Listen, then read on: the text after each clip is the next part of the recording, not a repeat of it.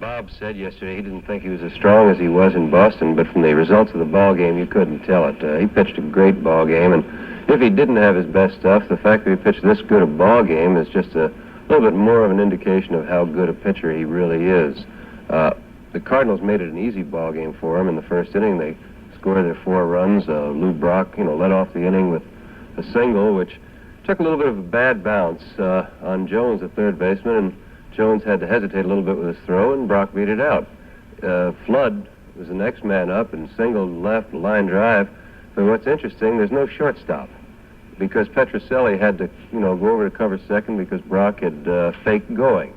Maris was the next hitter that drove in the 2 runs with a double to left field, and that started the inning off. They got their 2 runs. They got 2 more later in the inning, and a 4-run lead for a guy like Gibson. It's a little tough to come back and get him. Sandy, the papers have already started with the Red Sox trailing 3-1, calling the Boston Red Sox the Boston Dead Sox. We're going to talk to them about the Red Sox in just a moment to see how dead they really are, if they are. We'll be back with more World Series report right after this message. Our guest today is Tony Conigliaro of the Boston Red Sox. Tony, all year long, everybody has said that Boston is a team that runs on spirit. Now they're saying Boston is dead. What about your ball club? How do the Red Sox feel now that they're down 3-1? Well, Sandy, the Red Sox, needless to say, are counting on Jim Lonborg 100% today. But one thing about the Red Sox, we're not a quitting club. And we've come from behind all year long. In fact, we were behind 1 game, 8-0. We came back and won it 9-8. And we were down all year long, 1 or 2 games out of first place. And when it meant the money, the last 2 games of the season, we beat Minnesota twice. So I think the Red Sox are an aggressive ball club, a hungry ball club, and they want the money too. And I think they're going to give them a battle. And if we win today, we won't be dead, because coming back to Boston with the fine fans we have rooting for us there, it kind of keys the guys up. And I think that we have a chance to win it. Naturally, if we win today, we're dead if we don't. Tony, Jim Lonborg is the best pitcher on your ball club. Everybody knows that. There's no doubt about it. Is the fact that Lonborg is pitching, does this increase the spirit on the ball club? The fact that it's your number 1 pitcher, it's got to pick up the whole ball club. It does, Sandy, because as a ball player, when Lonborg's pitching, you don't have to get 5 or 6 runs to win. The guys feel that if they get 1 run, maybe 2 or 3 runs, they're going to win the ball game, and it takes a little pressure off most of the guys, especially Yastrzemski. I mean, I feel sorry for the guy because the papers are writing about him, and he's just this and that. Everything's Yastrzemski, and if he doesn't do the job every time at bat, there's going to be a lot of disappointed people, and they shouldn't build him up that much. I mean, there's 8 other guys in the team that can do the job. Tony, is there any chance that because of this tight finish in the American League pennant race that the Boston club went into the series with this great letdown? The pennant's over and you've won, and it's pretty hard to get up for a World Series. I think that's true. I remember the last day of the season when we won it. Everybody was just so excited. It was unbelievable. In fact, the last 2 games of the season against Minnesota, every guy on the Red Sox team was on the top step cheering, rooting for the guys. Well, I noticed sitting on the bench the first game of the World Series, everything was kind of let down. And the guys weren't yelling as much. And I really believe that it was anticlimactic. I think the fans of Boston even say that. I've even heard the fans of Boston say it really doesn't matter now. After what they did, the Red Sox are tremendous. Boston's upside down. I'd like to ask you a question, if I may, Sandy. Jim Lonborg, when he came out against Brock had the 4 hits in the first game. Jim came back. He brushed him back, or he didn't brush him back, whatever it was. Is Lonborg the type that would come out there today? Do you feel that he would wake up the Boston Red Sox by challenging Brock and the rest of the batters with that inside pitch, or do you think he would make the Cardinals mad? What do you think is necessary? What do you think he'll do? Jim has knocked down a lot of hitters this year, and it's a necessity, but he knows how to do it. I mean, the other day when Bryles hit Yastrzemski, I'd go along and say that it was done purposely. I don't believe what anybody says. Bryles didn't walk a man all game, and he hit Yastrzemski right in the legs. Well, so who's matter, the Red Sox or the Cardinals? The Red Sox sounds like the Red Sox are matter. Well, the Red Sox are very mad about that, and they're out to win this one especially. But Lonborg brushes a guy back. Lonborg doesn't have to come close to a hitter because as hard as he throws, if that ball is anywhere near a hitter, they're out. They back away right away. And yet, Lonborg hit more men in the American League than anybody else this year. You know. Well, they don't have time to move, Sandy. Well. The ball's on them and they're out of there. They're hit. It's too late. I understand that, and I think the Yastrzemski thing was just a warning. The fact that he was hit in the leg instead of somebody throwing at him, in the head was more of a warning than anything else. But throwing at hitters, how do you feel, Tony? You were hit about a month ago in the season, missed it, a big thing for your ball club. How do you feel now, physically, yourself?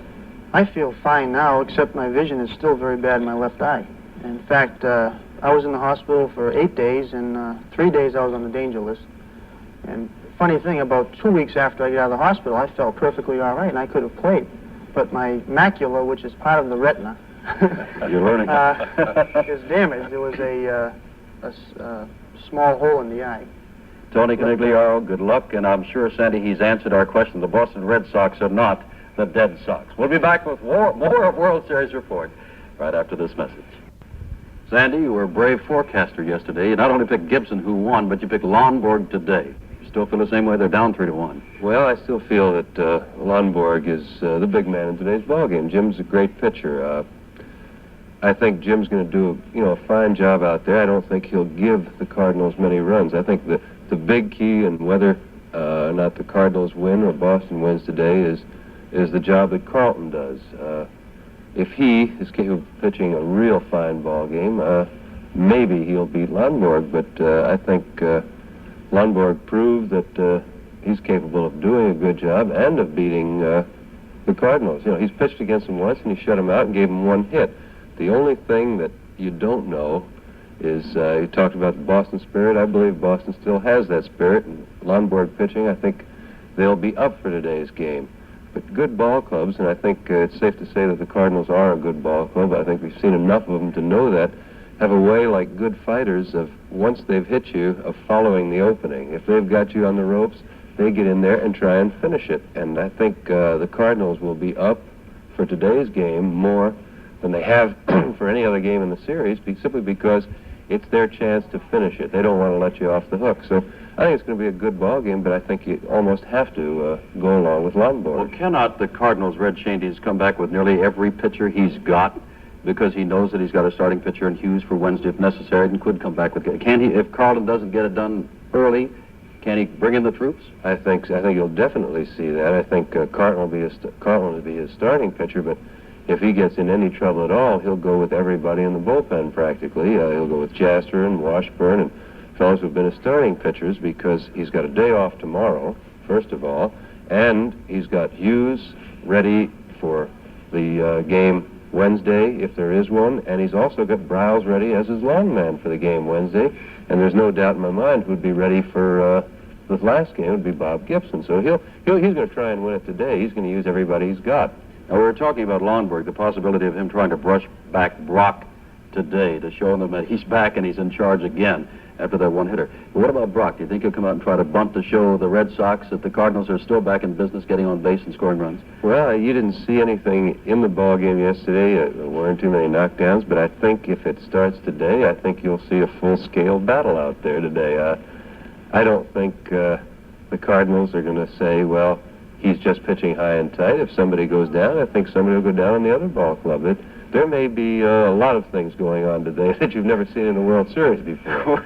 Well, I'm going to get your prediction, not exactly whether there's going to be a fight or not, but your prediction on today's game, even more firmly, in just a moment, as we'll return with more of the World Series report after this message. Sandy, the Cards lead 3-1. Game number 5 coming up. Will Lonborg brush back Brock? Will Brock bunt? Only time can tell. But what are the keys to watch for as we watch on television? Well, I think the biggest key in the ball game is going to be Carlton's control. Carlton's got great stuff, as I said. If Boston can get 3 runs, I think, off Carlton, or get to Carlton for the 3 runs, I think Boston will win it. I think Lonborg will do that kind of a job.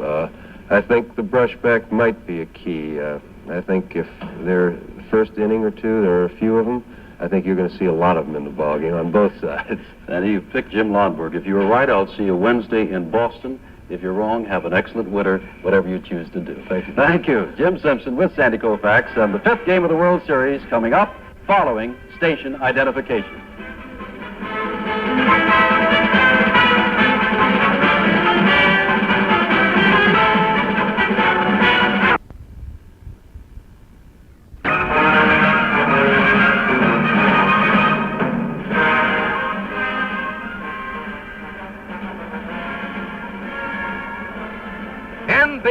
Sports presents the 1967 World Series.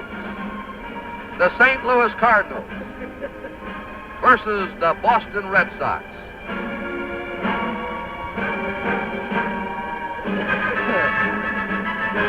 Brought to you by Chrysler Corporation.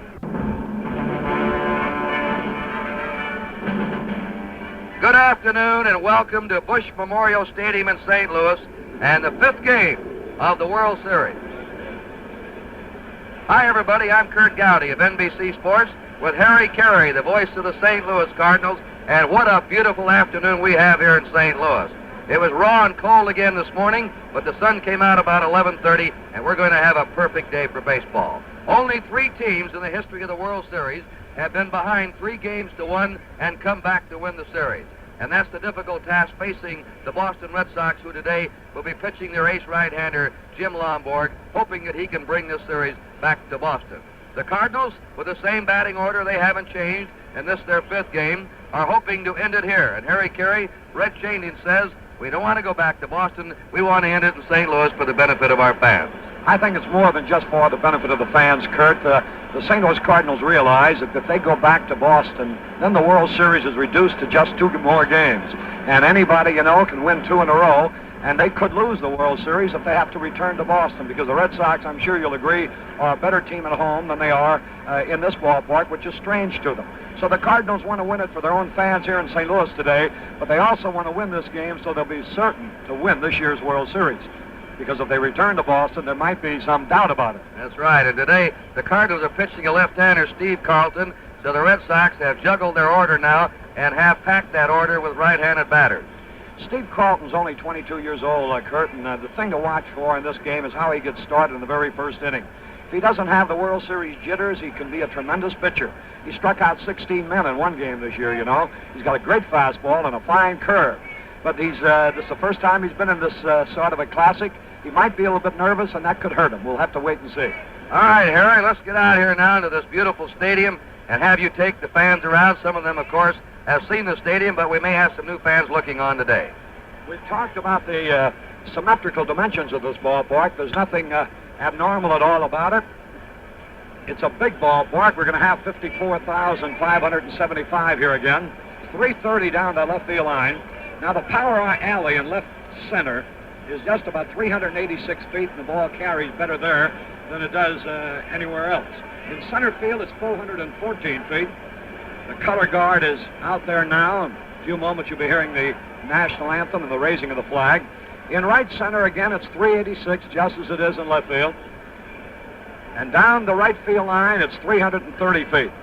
And you get a glimpse of Steve Carlton getting ready down in that right field corner.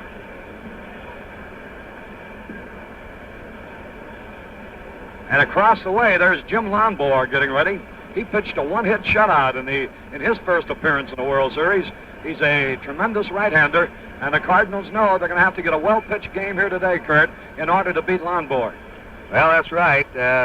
Lonborg has to be the savior today for the Red Sox, and he tells us he's primed for one of his great efforts. Steve Carlton is just 22 years old, the left-hander, born in Miami, Florida, lives in North Miami, won 14, lost 9 this year, and a pitcher that the Cardinals are counting on in the future to be a real star. Good fastball and an excellent curve. He led the Cardinals staff in starts, and he also led the Cardinals in strikeouts this year to show you the kind of stuff he has. So it's a right-hander Lonborg against a left-hander Steve Carlton. Now we're ready for the introduction of the starting lineups, the coaches and squads of each team. Good afternoon, ladies and gentlemen. Here are the lineups for Game 5 of the 1967 World Series. First, the Boston Red Sox. Here is the manager of the Red Sox, number 23, Dick Williams.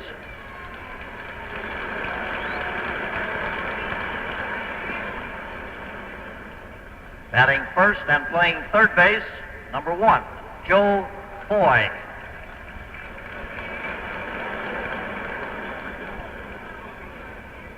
Batting second and playing second base, number 2, Mike Andrews.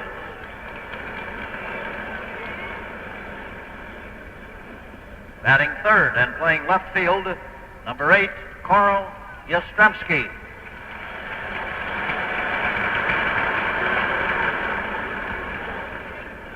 Batting fourth and playing right field, number 40, Ken Harrelson. Batting fifth and playing first base, number 5, George Scott. Batting sixth and playing center field, number 7, Reggie Smith.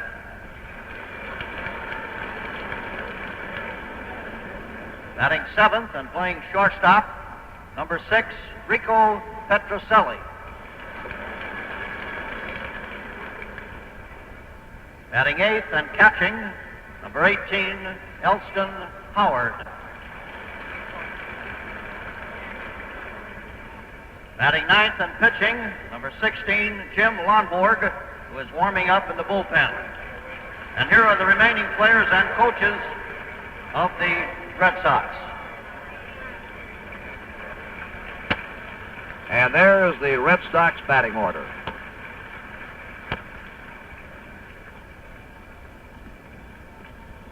Now for the St. Louis Cardinals, here is manager Red Schoendienst.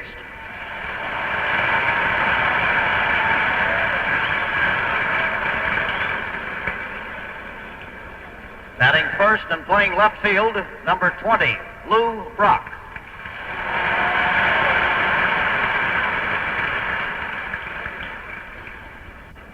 Batting second and playing center field, number 21, Curt Flood.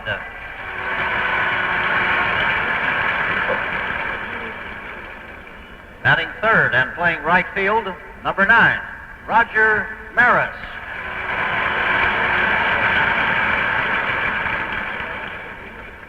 Batting fourth and playing first base, number 30, Orlando Cepeda.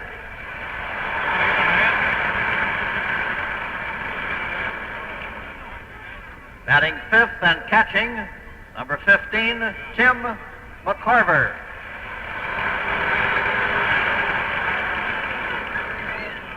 Batting sixth and playing third base, number 18, Mike Shannon.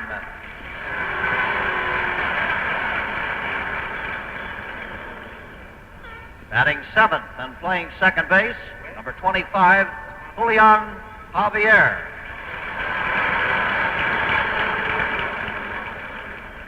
Batting eighth and playing shortstop, number 27, Dal Maxville.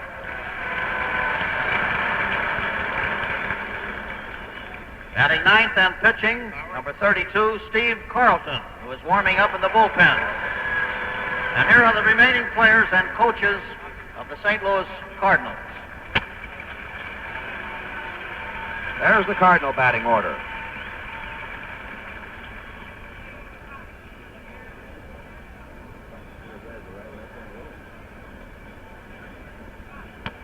Ladies and gentlemen, please rise for our national anthem, which will be played by Dick Renner's band and will be sung by the wife of the Cardinal manager, Mrs. Red Schoendienst.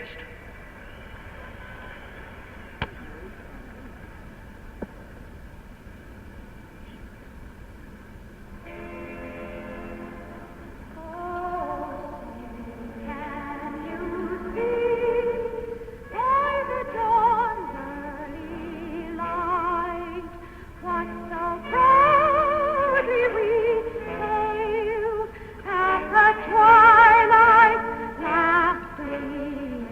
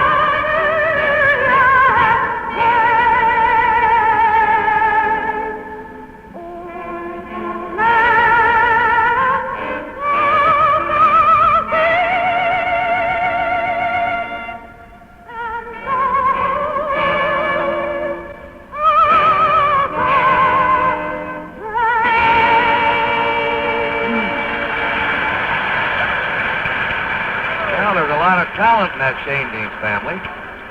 And the 5th game of the 1967 World Series being brought to you from Busch Memorial Stadium in St. Louis as the Red Sox meet the Cardinals.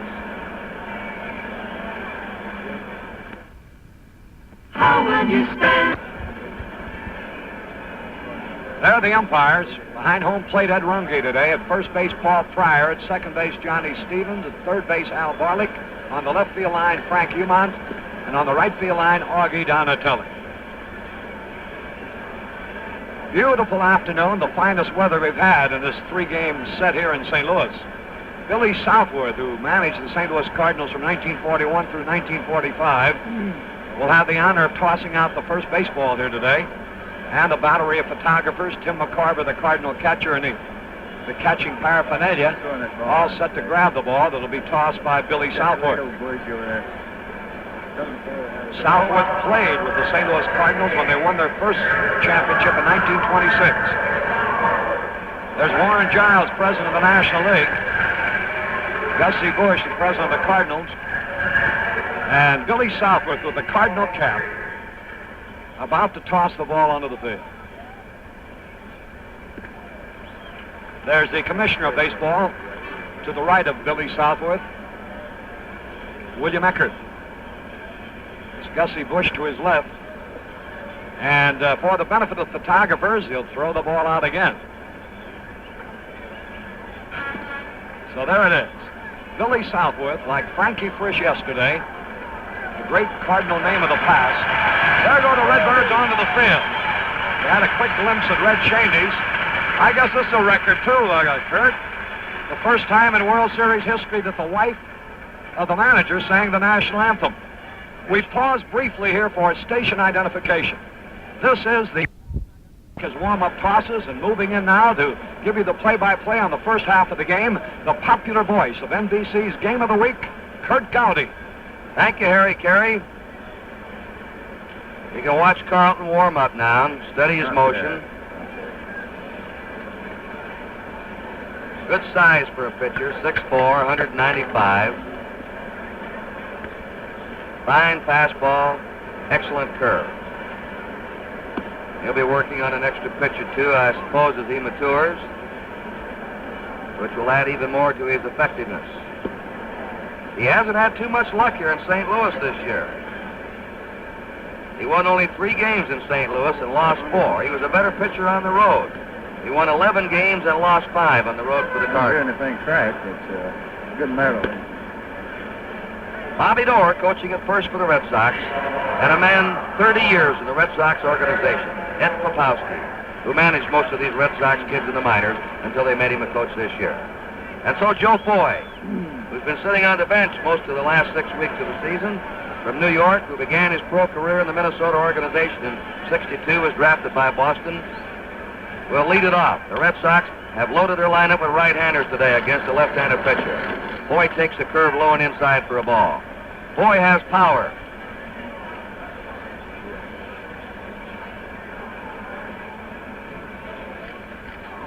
He had 16 homers this year. There's a fastball strike, 1-1. You saw during the national anthem the flag out on the center field fence hanging limp. The breeze is not much factor today. A 1-1 pitch. Powell back up against the screen. 1 ball, 2 strikes to Joe Foy. Mike Andrews is on deck, and then Carl Yastrzemski. They're playing Foy straight away. He drives the ball in the gaps a lot, to left center and right center. A 1-2 pitch. Curveball, bounce foul. Right by Mike Andrews in the on-deck circle. Well, they've already figured the winners and losers share. The players participate in the first 4 games only. The winner of the World Series will receive $8,900 per share, and the losers $5,606 per share. Not a bad few days' work. Inside, 2-2.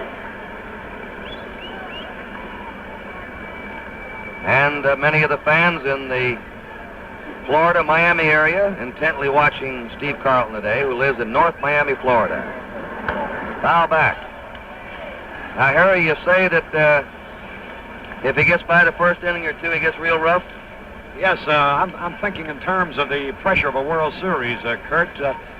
It's possibly could be a little nervous at the beginning. If not, he has real great stuff. As you mentioned, a fine fastball and a good breaking curveball. Pitching to Foy, 2-2. He just got a piece of that curveball. The count is still 2-2 to Joe Foy. Joe had an unfortunate experience. He went in with the Red Sox in mid-season to play the Yankees at Yankee Stadium. And while he was there, his parents' home burned down in New York City. The 2-2 delivery. And once again, he just kicked that curveball. And this fellow has a good curve. One of those curves that comes in and breaks like a roll off the end of a table. A sharp curve, the best. 2-2 to Joe Foy.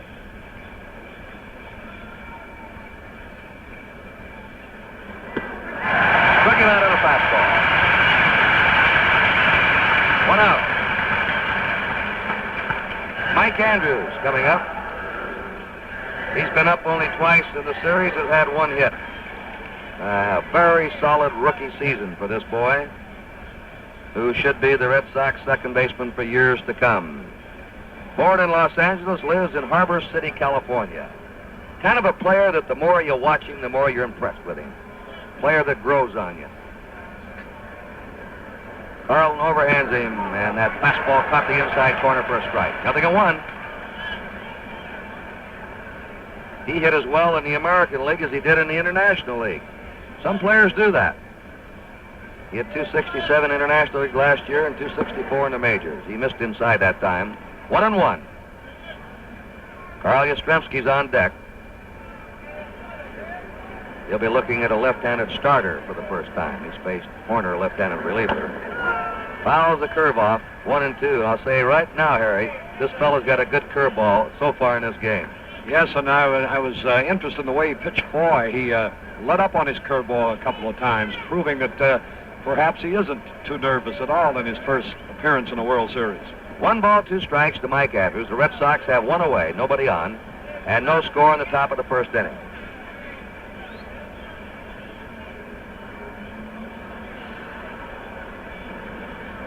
Carlton comes in, and it's pop foul back into the seats. 1 ball, 2 strikes.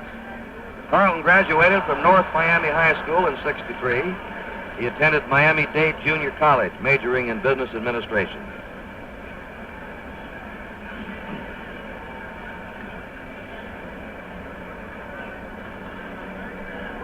Here's the 1-2 pitch. Ball 2, strike 2 to Mike Andrews.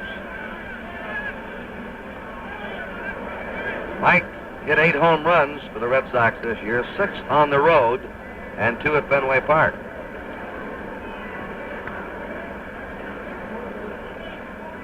The 2-2 delivery. That curve over but low, and now the count runs to 3-2. He's thrown quite a few pitches against the first 2 batters. Foy kept spoiling some. Now he's 3-2 to Andrews. 15 pitches already thrown to 2 batters. The 3-2 delivery. A little pop. Javier pounding his glove, waiting. Squeezes it for out number 2. And Carl Yastrzemski will be coming up. Carl batting .333. 5 hits, 15 times. He is second in the series in RBIs with 4. Roger Maris has 5. And Yastrzemski leads in homers with 2. And they have pitched him tough. Naturally, he's the big man in the lineup. They jammed him at Fenway Park, and they pitched him away in St. Louis. So let's see how Carlton works to him. A curve, a ball, 1-0. Ken Harrelson's on deck. They're playing Yastrzemski as a full hitter. The 1-0 pitch. 2-0 to Yastrzemski.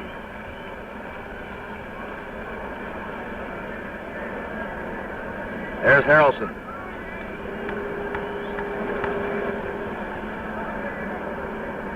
The 2-0 pitch. 3-0 to him. These Cardinal pitchers have had sharp control. In fact, that's one of the reasons they're ahead 3-1. They have not opened the gates for the Red Sox. The 3-0 delivery. Ball 4, Yastrzemski's on. Bob Gibson, in 2 games, walked 1 man in each game. Nelson Briles did not walk a man. They've made only 1 error. That by Mike Shannon when he booted a double play ball in the 2nd game at Boston. And that's the story. They've kept the Red Sox off the bases with bases on balls and played well in the field. The Red Sox have played well in the field, too. But as Carl Yastrzemski was pointing out, they have just not given us many openings so far. Ken Harrelson, up 3 times in a series, no hits. It's a bounding ball to short. Over to Javier for the force run, Yastrzemski, and that's all. No runs for the Red Sox, no hits. There were no errors or 1 man left. In the middle of the 1st inning, the score is the Red Sox nothing and the Cardinals coming to bat. Jim Lonborg, who pitched one of the greatest games in World Series history in Boston last Thursday,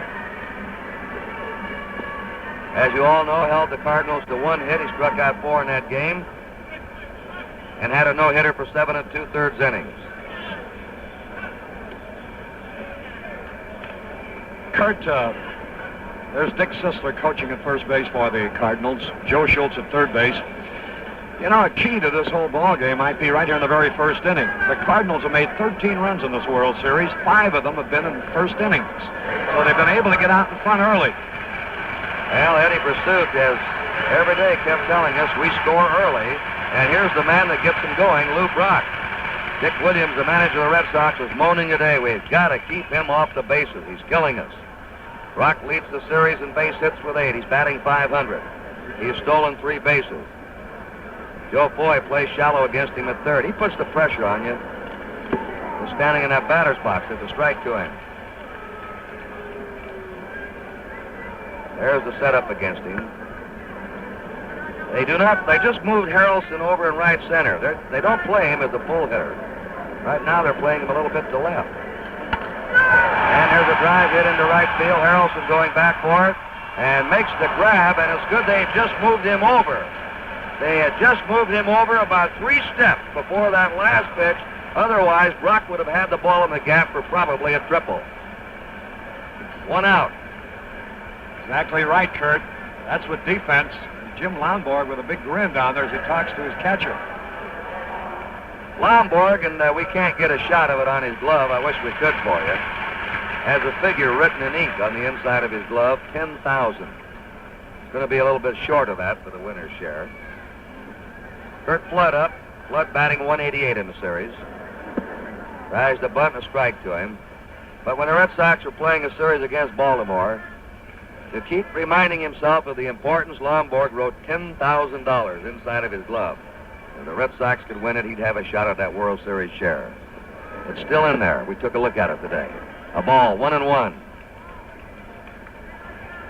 Roger Maris on deck. Flood's had 3 hits in 16 times. Playing him about straight away.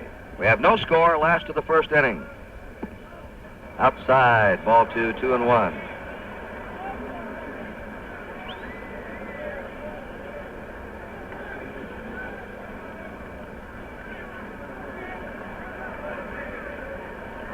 The 2-1 delivery. Bounding ball hit the Foy. Flood is out, and they're 2 down. The 67 World Series telecast comes to you from Busch Memorial Stadium in St. Louis, live in color, exclusively on NBC. Roger Maris, who leads the series and runs batted in, batting .267. He's had 4 hits 15 times. It's no secret in that Cardinal dugout. They want Lonborg. He spun 4 of them around in Boston, and he had a byline column that, according to the Cardinals, he was bragging about brushing the Cardinals back, and they just don't make any bones about it. They want to beat him badly, and of course, Jim wants the game badly too. Send this one back to Boston. 1 ball, no strikes. Curveball is bounced to the right side. Scott has it. He'll make the play himself, and Lonborg breezes through the 1st inning. So at the end of the 1st inning, the score is the Red Sox nothing and the Cardinals nothing. This game is authorized under television rights granted by the Commissioner of Baseball solely for the entertainment of our audience. Any publication, reproduction, or other use of the pictures, descriptions, and accounts of this game without the express written consent of the commissioner is prohibited. George Scott, Reggie Smith, Rico Petrocelli. For the Red Sox in the top of the second. Scott hitting .267 in the series. The curve is inside to him, a ball.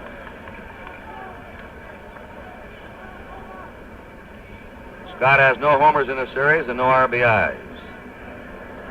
The 1-0 pitch. Strike at the knees, 1-1.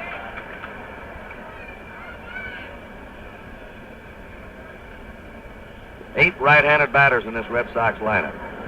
Curve is over again. 1 ball, 2 strikes.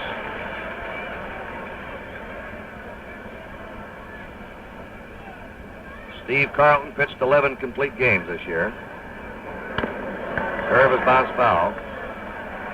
And he averaged 8 strikeouts every 9 innings he pitched, which was the best ratio in the Cardinal staff. And of course, Harry told you he struck out 16 batters in 8 innings at Philadelphia. The best strikeout performance by a National League pitcher this year. That's a swinging strike 3. There goes Scott to first. That ball acted up so much that McCarver couldn't handle it.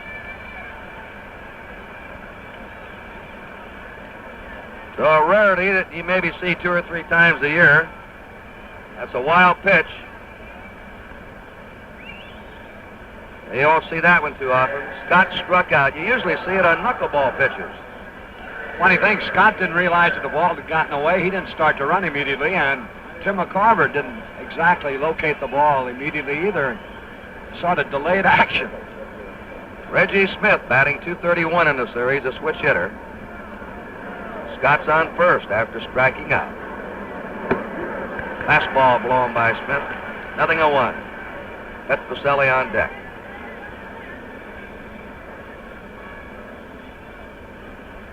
What a day here in St. Louis.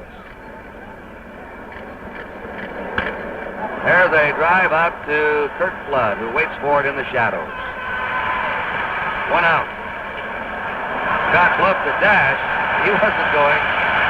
And Flood, who was supposed to have the bum arm, had something on that throw. Yes, he did. He threw overhanded. He's been lobbing the ball underhanded for the last few weeks of the season. But this time, thinking Scott might be tagging up to advance, Flood let it all out and made a strong throw into second base. Red Sox were going to try and challenge Flood before the series every time they could. It's lucky that they didn't challenge him that time. Rico Petrocelli takes the curve for a strike. Petrocelli's had only 1 hit in 11 times up, batting .091. No score. We're in the top of the second. The Red Sox have Scott on first, 1 out. Elston Howard's on deck. He hits a foul back out of play. And Carlton, who's much sharper with his control this inning, somebody made a good catch of that. Moves ahead of Petrocelli, 2 strikes. Red Sox had an interesting meeting this morning. We'll tell you about here in just a minute. There's Cepeda holding against Scott. The 2-strike pitch. Wasted that one. 1-2. 11 o'clock this morning, Dick Williams called a meeting. It lasted about 5 minutes. We asked Dick what he said, and he told me. He said, I gave the boys a little pep talk and told them that even if they lost today or we lost the series, I was very proud of them. We'd accomplished a miracle this year, and they should be satisfied with themselves. A fly ball out to Roger Maris. Scott holding at first. Petrocelli flies out to right. They're 2 down. And the batter, Elston Howard, who has had 1 hit in 8 times.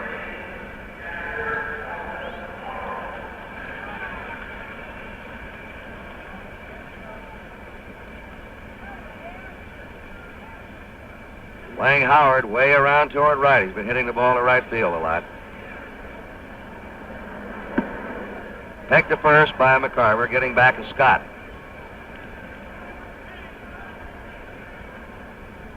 One ball, no strikes. The 1-0 pitch. 2-0.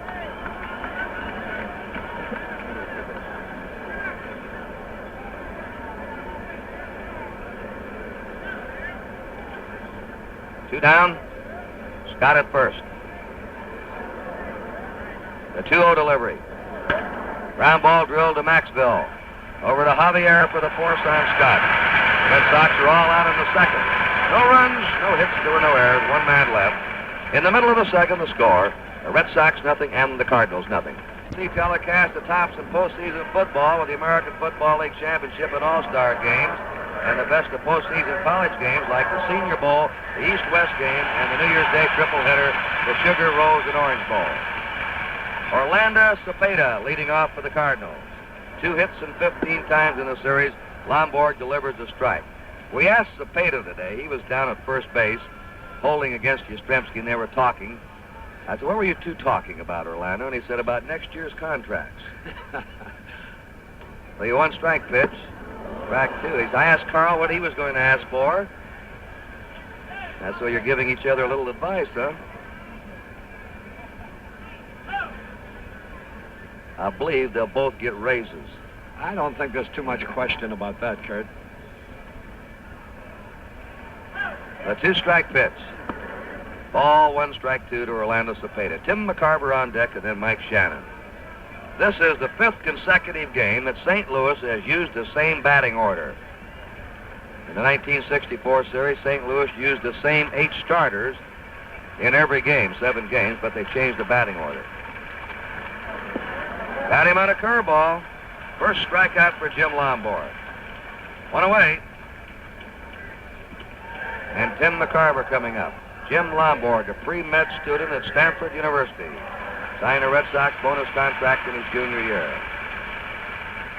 He always had ideas of being a neurosurgeon. What's that, Curt? Well, I'll tell you, it's a deaf surgeon in his work, or a deaf workman, and this is what Lonborg's been so far in this series. A very special skill. 1 ball, no strikes. Tim McCarver, batting 154. Red Sox and the Cardinals, no score. Last of the second.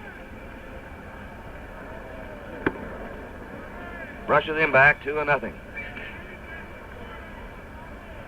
Actually, McCarver and Cepeda have not hit much in this series. Yet the Cardinals are leading 3-1.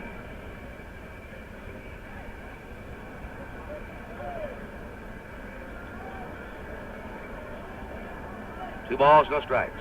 1 out, nobody on. High fly, left field, Yastrzemski on a gallop. 2 down. Mike Shannon will be up. Curt, last time Lonborg faced the Cardinals in pitching a brilliant 1-hit shutout, he retired the first 19 men in a row. Today he starts out the same way. He's gotten the first 5. Mike Shannon batting 308. 4 hits and 13 times in the series.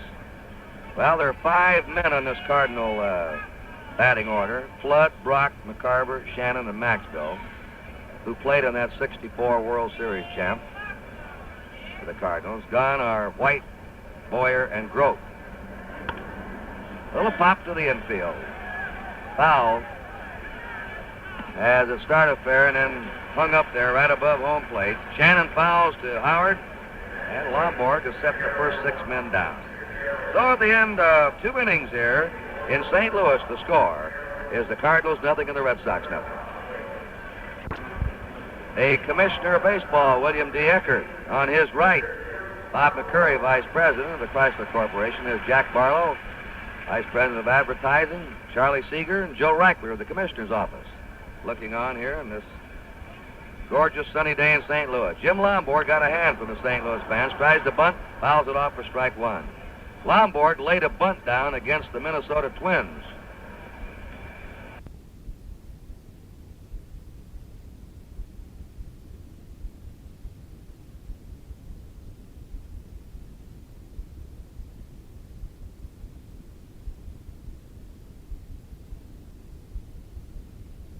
And tries to bunt, fouls it off for strike 1.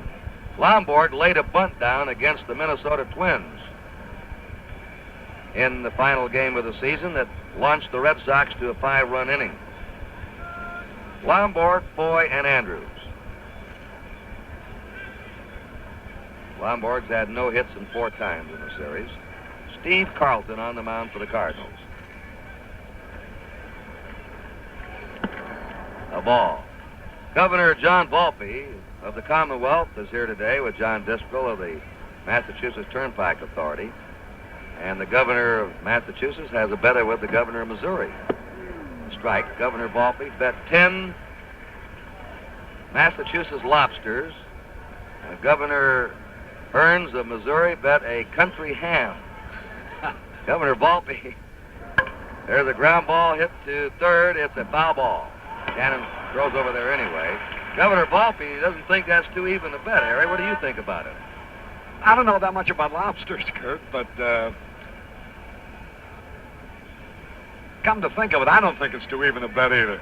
I do recall a few dinners I had in Boston, the first 2 games of the series. I think the governor of the state of Missouri is proving himself to be a sharp bargainer. Guess that's why he's the governor. 1 ball, 2 strikes to Jim Lonborg. He's leading off for the Red Sox in the 3rd. There's a fastball for strike 3. That's the 3rd strikeout for Steve Carlton. Now we go to the top of the order and pick up Joe Foy, who struck out in the 1st inning.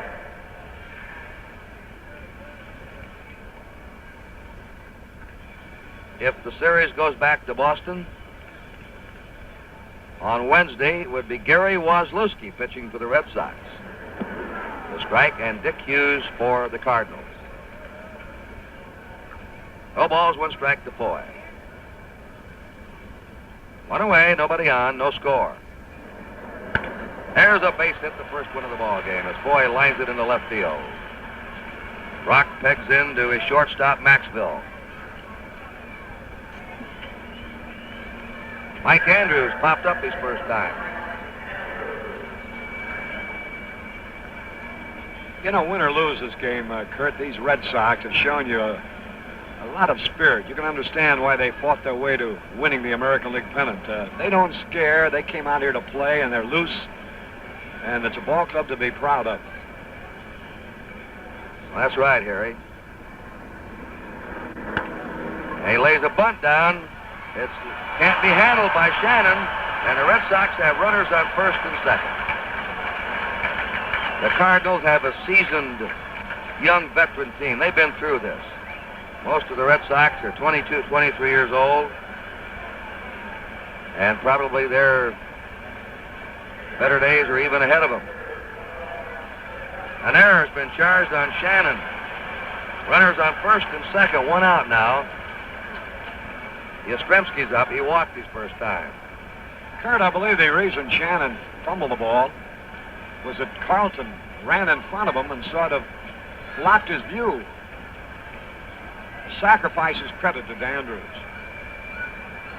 Yastrzemski up there with runners on 1st and 2nd, 1 out. Here's our first scoring threat of the ball game. The fastball strike to Yastrzemski. Ken Harrelson on deck.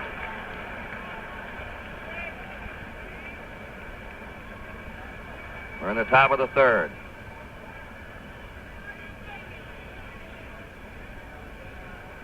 National League managers and players and writers who are here who have never seen much of Yastrzemski. Strike 2. All praise him. They all say, we didn't know what a great ball player he is until we saw him play. We'd heard about him, but we didn't know how he could field and throw and savage cut and how aggressive he is. They all had tremendous praise for him. Foy's at 2nd, Andrews at 1st, 1 out. And you see they're not holding against Andrews at 1st. So he should get a good jump. The 2-strike pitch. A ball, 1 and 2. The Red Sox did all right against left-handers during the season. They won 24 and lost 12. They didn't see too many of them because of Fenway Park. And they won 68 and lost 58 against right-handers. So they had a better percentage against left-handers than right-handers. Yastrzemski behind in the count, 1 and 2. Curved him, low and away. 2 balls, 2 strikes. And now Javier wants to come in and say something to Carlton.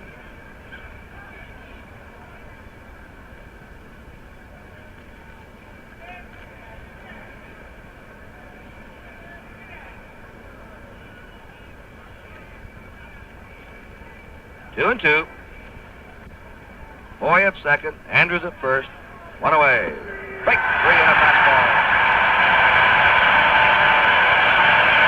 He was quick with that one.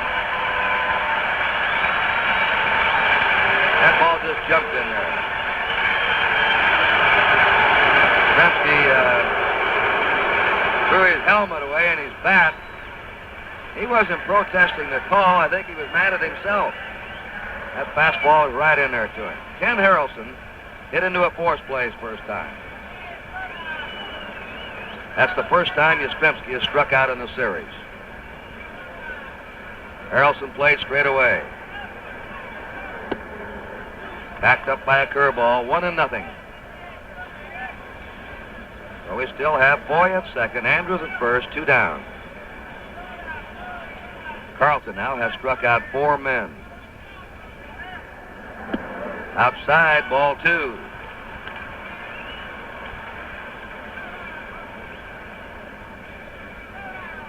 Carlton has walked 1 and had 1 wild pitch. Has allowed 1 hit. 2 balls and no strikes.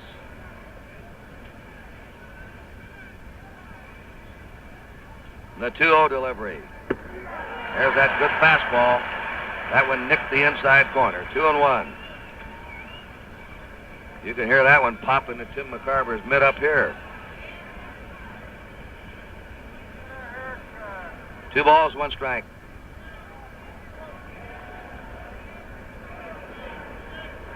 Harrelson grounds it into left field for a base hit. Boy's rounding third.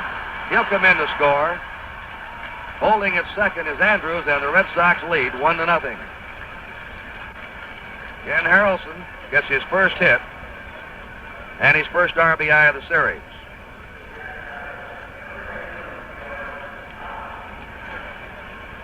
Runners on first and second, 2 down, and George Scott up. He struck out his first time. He's batting .250 in the series.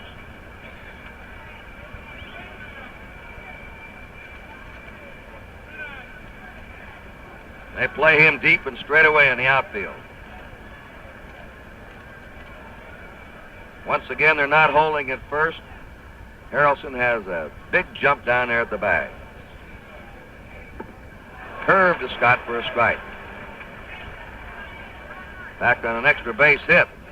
The way Cepeda's playing off that bag, Harrelson, double might be able to score. He'll even walk off farther now and get a bigger lead. Strike 2. There's Andrews at second. Now Harrelson, when Carlton gets up in the rubber, will start walking off there. Watch this lead he's going to get. The 2-strike pitch. Curve is hit in the air to right field. Roger Maris gathers it in for the 3rd out. In the 3rd inning, 1 run for the Red Sox, 2 hits, 1 Cardinal error, and 2 left. So in the middle of the 3rd, the score is the Red Sox 1 and the Cardinals 0. Next Sunday, NBC telecasts another American Football League doubleheader, starting at 2 o'clock Eastern Daylight Time. Oakland Raiders and Buffalo Bills, Houston Oilers and New York Jets, Miami and Boston Patriots, and the second half telecast nationally, Kansas City against San Diego. On NBC, Javier, Maxville, and Carlton, the bottom 3rd of the Cardinal batting order up in the last of the 3rd. Javier's swung that bat in the series, takes a strike from Lonborg. He's had 6 hits and 14 times, batting .429. And he has fielded brilliantly around second base. This has been his best year, hasn't it, Harry? No doubt about it. He's had a tremendous season. Fouls it back. Strike 2. Curt, do you realize this is the only Cardinal to have a hit against Lonborg in the 2 games now? That's right. He got it with 2 outs in the 8th inning, that double to left field.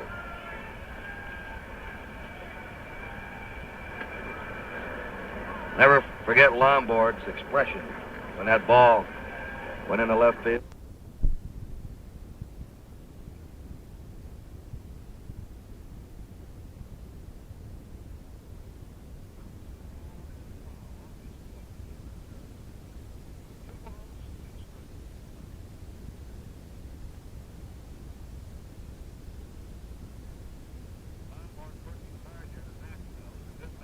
because the pitcher would be leading off the next inning. Carl. Dal Maxville, 2 balls, 2 strikes. Jim Lonborg.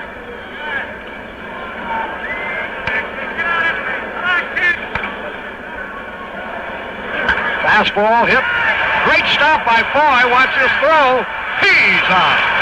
Beautiful play by Joe Foy. And so the Cardinals go down in order, 1-2-3.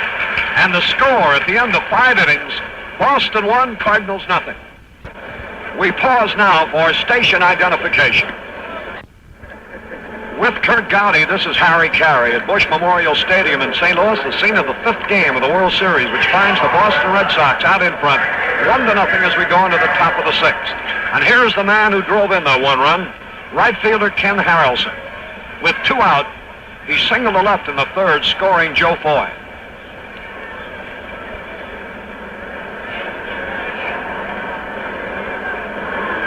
Harrelson's had 1 out of 5 in this series. Fastball outside. Steve Carlton, at age 22, after his first full year in the National League, pitching in the World Series. High pop foul out of play. Back. That evens it at a ball and a strike.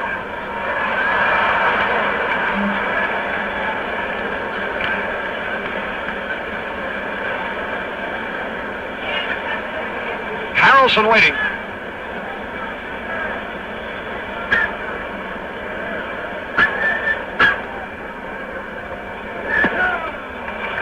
Off-speed curveball in there for a strike call. That's Ed Runge behind the plate, the American League. 1 ball, 2 strikes. Nobody on, nobody out. Top of the 6th, Red Sox out in front, 1-0. For the 3rd straight day, the crowd 54,575. You'll be back. Harrelson has good power. 3rd. The curve is high and outside. Harry, here's a hitter who changed his style somewhat. He used to try and pull the ball all the time. Now he tries to go to right and right center more, and it's made him into a better hitter. The 2-2 pitch. Curve is outside. Ball 3. 3 balls, 2 strikes. Ken Harrelson, a great golfer, as well as a fine ball player.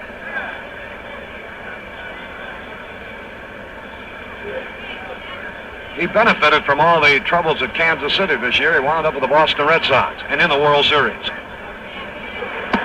Oh, he walked him. So Harrelson leads off with a base on balls, a second walk issued by Carlton, who was fanned 5 and allowed 3 hits, 1 run, that unearned.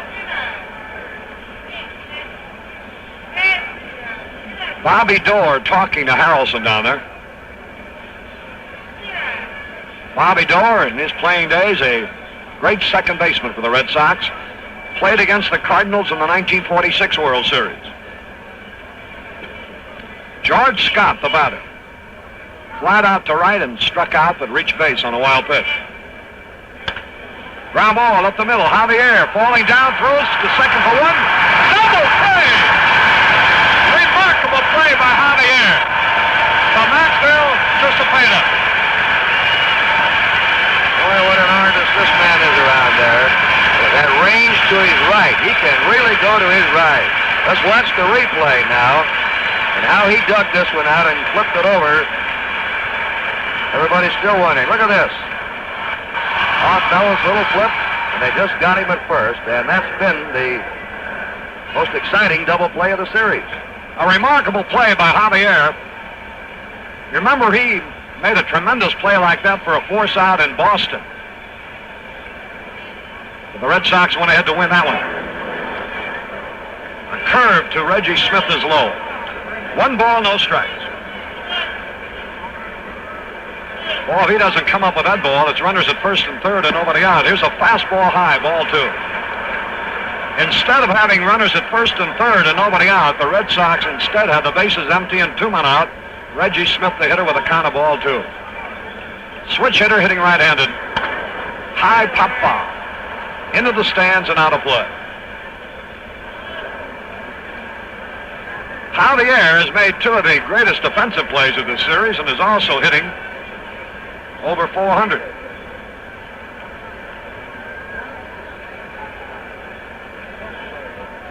Two balls and a strike. Pop fly on the infield. That should be easy. Javier back on the grass. Makes the catch. So it is no runs, no hits. No errors and nobody left. The score at the end of 5.5 innings. The Red Sox won, the Cardinals nothing.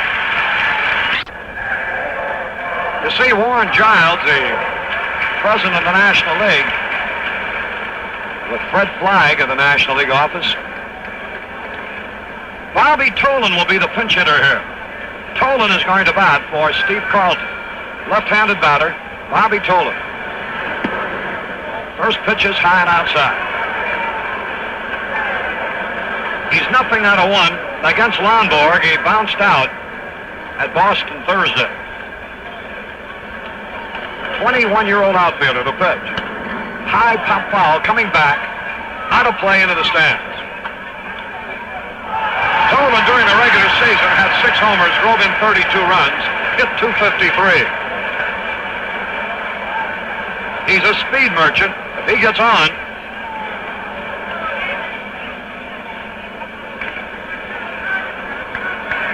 one ball, one strike. The curveball in there for a strike call. 1 ball, 2 strikes on Bobby Tolan. Steve Carlton pitched creditably in his first World Series appearance. In the 6 innings he worked, he allowed 3 hits, 1 run, which was unearned. He walked 2, fan 5. Strike 3 called at Tolan, a curveball.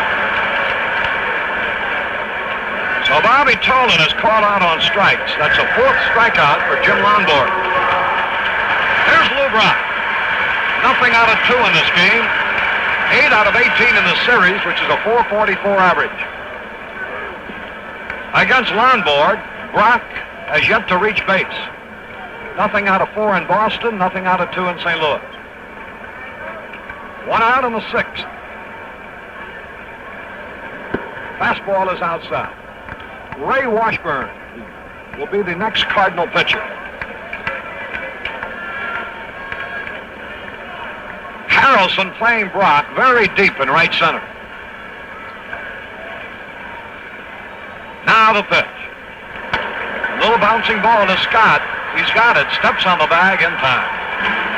He didn't waste any time scrambling over to that bag, did he, against Brock? 2 men away, and here's Curt Flood. Lonborg continues to pitch magnificently. Batters have something new now. They have a Maggie bat made of solid magnesium and is a replacement for the plug lead bat. Here's a curved strike call. Supposed to develop wrist strength as well as loosen the shoulder muscles. They have 2 models weighing 5.5 pounds, another one 8.5 pounds. Here's a pitch to Flood. Easy bouncing ball to Mike Anders. He's got it over to first. And Lonborg continues to be magnificent. 1, 2, 3, nothing across for the Cardinals. And the score at the end of 6 full innings, the Red Sox won, the Cardinals nothing. Next Sunday, NBC telecast another American Football League doubleheader starting at 2 o'clock Eastern Daylight Time. To your local listings for the game and time in your city.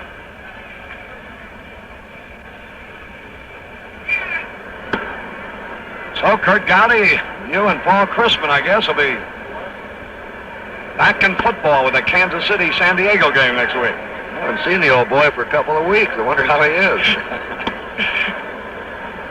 He won't get lost. He'll be there. Ray Washburn, 110, lost 7, had an earned run average of 3.53 for the Cardinals this season. As you see, he's a right-hander. And strangely enough, this is the first time all year that he is relieved. Never during the regular season did he relieve. He was always a starting pitcher. Out of 27 starts, he pitched 3 complete games.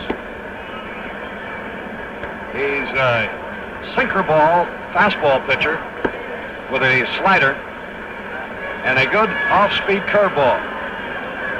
As his earned run average indicated, even though he didn't have many complete games, he pitched consistently well. Rico Petrocelli leads it off. So far in the series, he's 1 out of 13, which is an 0.77 average. Petrocelli against Carlson, flied to right and bounced to third. Shannon made a fine play on his ground ball, by the way. Top of the 7th, the Red Sox leading 1-0. Washburn's fastball low outside. Petrocelli, Howard, and Lonborg come up in this inning for the Red Sox. Another standing room only crowd of 54,575 on hand. In case you wonder how the attendance could be consistently the same to a man, here's a pitch, bounce foul off to the left. That's all the tickets that could possibly be sold. They were all sold, so the attendance has to be that. 5-4-5-7-5. The Red Sox, who have battled back all year long until they finally won the American League pennant, fighting for their lives here in the 5th game of the series. Foul tip, strike 2. A ball and 2 strikes on Rico Petrocelli, who hit 17 homers during the regular season and hit .259. 2 strikes and a ball. There's the pitch. Low outside slider. Only once in 2 years was Ray Washburn relieved. In 1966, he pitched 2 innings in relief at Atlanta. 2-2 pitch. Half swing, foul tip back. The momentum of this entire World Series could change if the Red Sox win this game, because then the action switches back to their home ballpark for games Wednesday and, if necessary, Thursday. 2 balls, 2 strikes. Into the dirt, ball for it. So Petrocelli has a full count. Ray Washburn, to the relief of Steve Carlton. The only run so far was unearned. Struck him out.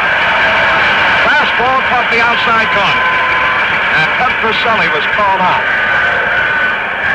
Here's catcher Elston Howard, nothing out of 2 in this game. 1 out of 10 in the series. Batted 180 during the regular season with 4 homers.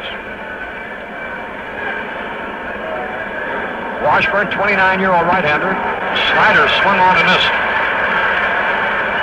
Lives at Kirkland, Washington. 6'2", 200 pounds.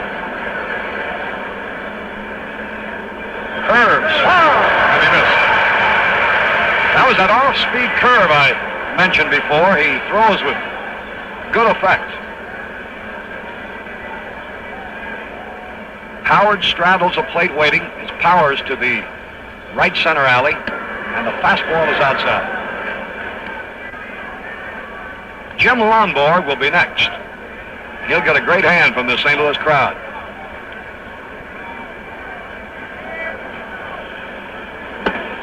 Low and outside, evens it up. 2 balls, 2 strikes, 1 out, nobody on.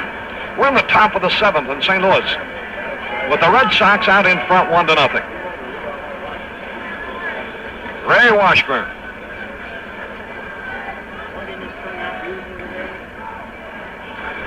Outside, all 3.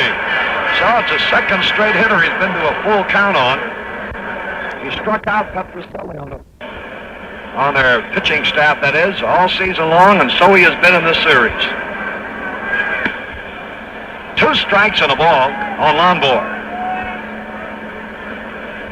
The Cardinals on their 7th will have the heart of their batting order: Maris, Cepeda, and McCarver.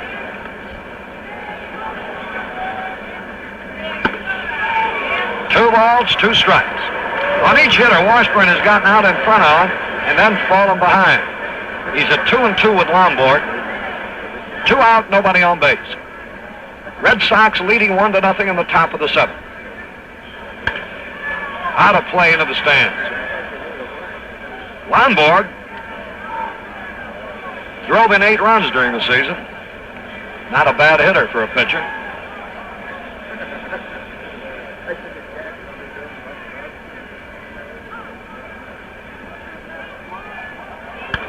Foul back again.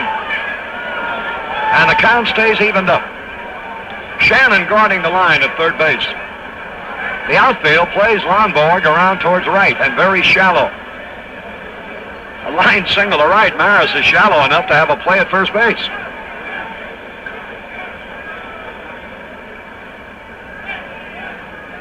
The 2-2 pitch.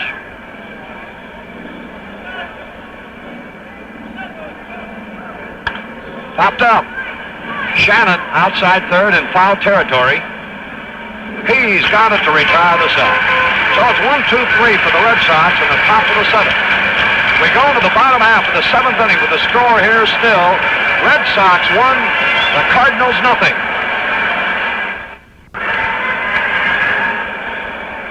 Bottom of the seventh inning. The fans are on their feet in what they hope will be the lucky seventh. And here's Roger Maris, who's had one of the two hits. Lonborg has pitched 15 innings against the Cardinals in this World Series, has allowed a total of 3 hits and no run.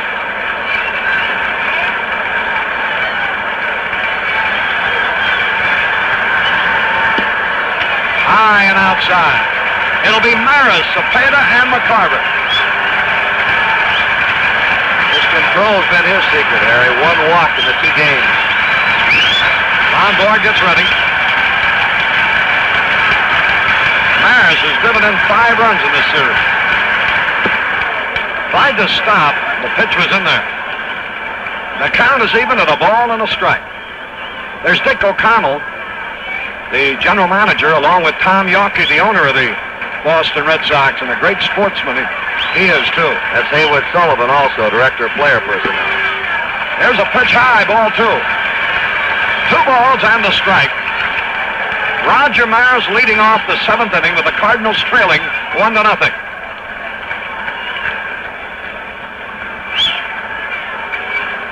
They shade Maris towards right field. Strike call. A good fastball over the outside corner. Lonborg, 6'5", a big, good-looking young man with a fine fastball, a good curve, and the heart of a lion out there. He's a tough competitor. 2-2 pitch. Ball outside. One of the few 3-2 counts he's had today. He hasn't walked anybody yet. He's down to 3-2 on Roger Maris. In this kind of a ball game, a base on balls could turn things around. 3-2 pitch. Popped up. He got him on a fastball. Andrews in short right field. He's got it. 1 gone. And there's a big out, and that was a big pitch. Here's Cepeda. Cepeda nothing out of 2 in this game. 2 out of 17 in the series. The last time he played in the World Series with the Giants, he had 3 out of 19. So Orlando would like to get hold of one. Foul out of play to the right. 1 man out, nobody on base. Lonborg gave up an infield hit to Maxville with 1 out in the 3rd, and a solid single to right to Maris with 1 out in the 4th. And that's been it. Only 2 base runners for the Cardinals. Bouncing ball, foul. The count, 2 strikes. This boy's been nifty around that bag today, hasn't he? Looks like a real good ball player, and he's a home run threat when he swings the bat. Lonborg only allowed 2 base runners in his 1 hitter Thursday in Boston. 2 strikes and nothing to pitch. Outside fastball. He's had great control. He got to 3-2 on Maris leading off, and he got him on a fastball. He popped him up to short right field where second baseman Mike Andrews grabbed the ball. Cepeda waiting to pitch. Foul tip back, and he was swinging for it. That was a high fastball around the letters, and Cepeda really went around, as you saw. 1 out, nobody on base, bottom of the 7th, 1-0, Boston. If the Red Sox win, the World Series returns to Fenway Park Wednesday afternoon. If the Red Sox lose, it's all over for this season.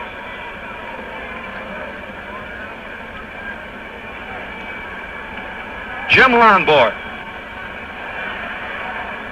with a count of 2 strikes and a ball.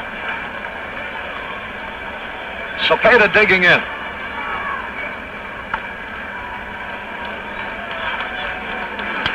Bouncing ball, that should be easy. Petrocelli fires in time. He jammed him with that pitch, and Cepeda hit it off his fist.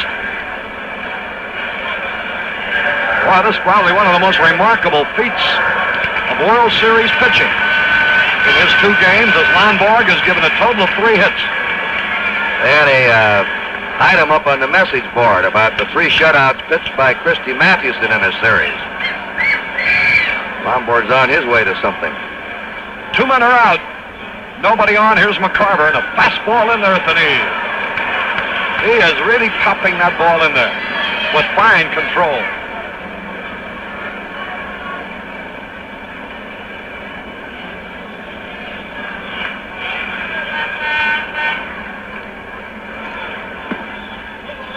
Took something off on that fastball, and it was low, and it's evened up with a ball and a strike. Harry, the close-ups the fans are seeing here of Lonborg really gives you an idea of his intense concentration. Low fastball. 2 balls and a strike. McCarver with 2 out of 15 in this World Series, quite in contrast to the tremendous series he had in '64 when he hit around 458, 478. 2 balls and a strike. Mike Shannon would be next. Fly ball to center. That's going to be easy for Reggie Smith. Under the ball, waiting. He's got it to retire the side. 1-2-3, nothing across. And the score here in St. Louis at the end of 7 innings, the Red Sox 1, the Cardinals nothing. We pause now for station identification.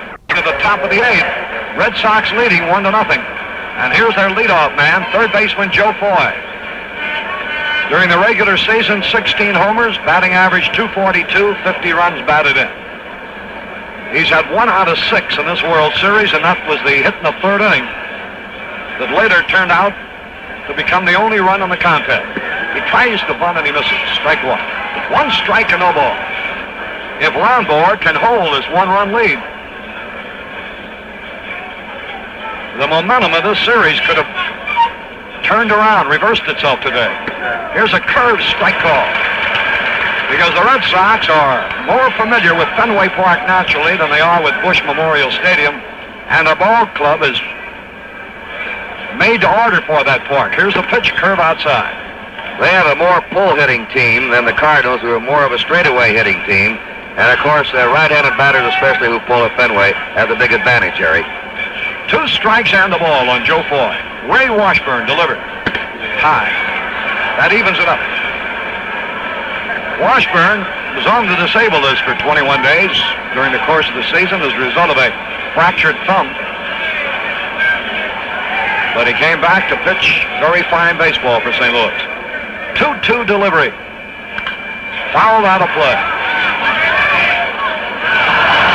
The way Lonborg is pitching, it's important to look to the batting order for the Cardinals in the bottom of the 8th, and it'll be the lower end of the batting order, starting with Mike Shannon. 2-2 pitch. Outside, ball 3. Washburn with a count of 3-2 on leadoff man Joe Foy. Mike Andrews, the second baseman, will be next. He struck him out. That's the second strikeout for Washburn. And that will bring up the second baseman, Mike Andrews. He laid down the bunt with 1 out and a 3rd that turned out to be the most significant play of the game. It was a bunt fumble by Mike Shannon, enabling Foy to be safe at second with Andrews safe at first. Then after Yastrzemski had been called out on strikes, Ken Harrelson singled to left to drive in 4. Slider in there for a strike call. 1 out. Nobody on base. Top of the 8th. The Red Sox leading 1-0. Bouncing ball to Shannon. He's out. Shannon throws out Andrews. And here's Paul Yastrzemski. He's walked, called out on strikes, and bounced into a force play. All that against Carlton. Now he faces Ray Washburn for the first time. Jim Lonborg working on his second consecutive shutout. The Red Sox have made 3 hits today. The Cardinals have made just 2.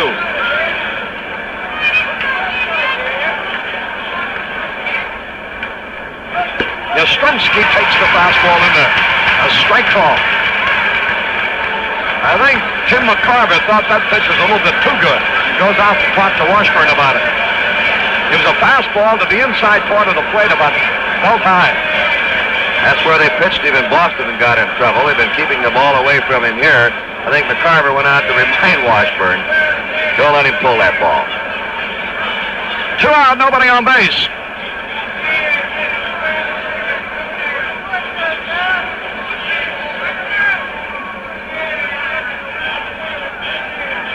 Fastball outside.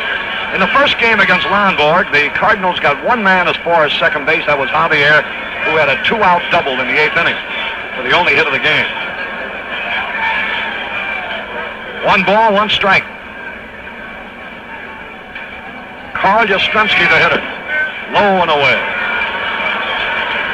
Trying to keep that ball away from his power. This fella can hit the ball out of any ballpark. 28 years old. Led the American League in everything. Tied for the home run leadership. Led in runs batted in and in average. Here's a off-speed curveball high for ball 3. He led the Red Sox in 11 individual departments and the American League in 7 departments. Pretty fair year.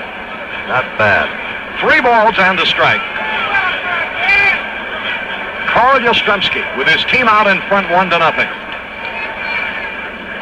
Washburn's pitch.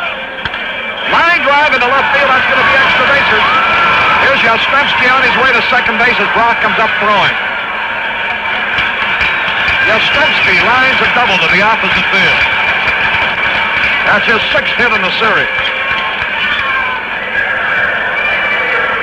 And here's Ken Harrelson, who drove in the only run.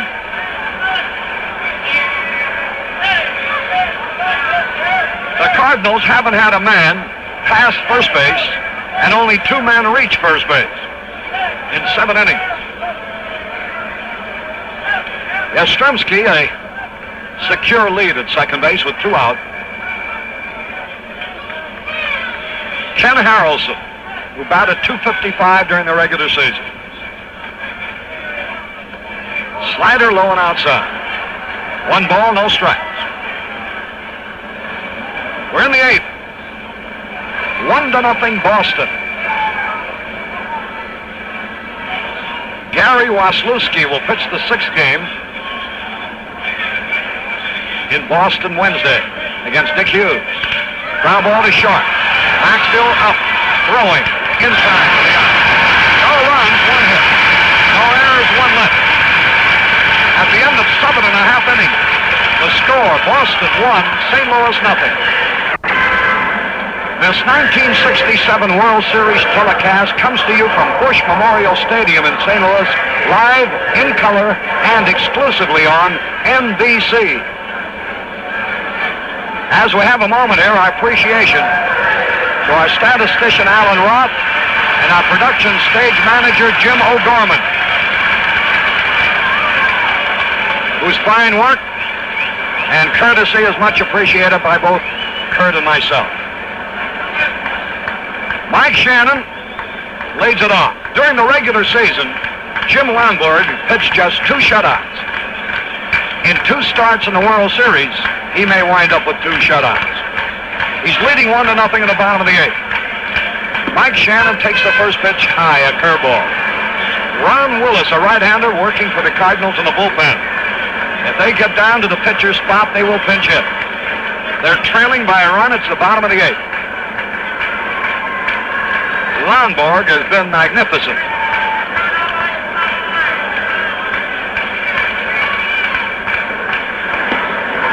Ball 2 is low. One of the few hitters he's been behind. Mike Shannon popped to the catcher and fanned so far. Lonborg has struck out 4, walked nobody. Allowed 2 scattered singles.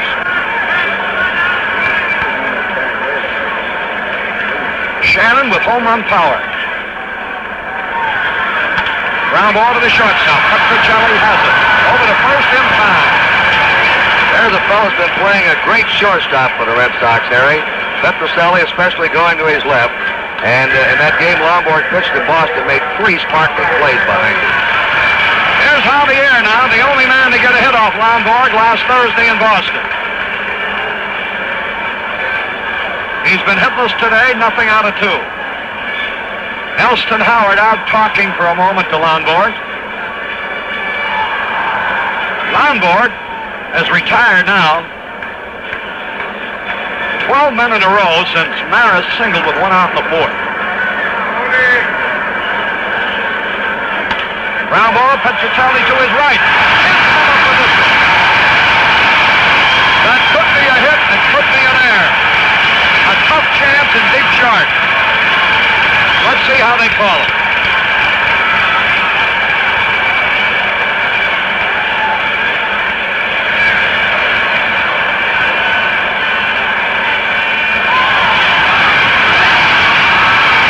Instant replay, you saw how the play happened. It looked like he was caught on a short hop that time.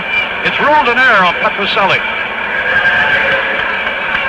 And that will bring up Dave Ricketts, making his second pinch hit appearance in this World Series.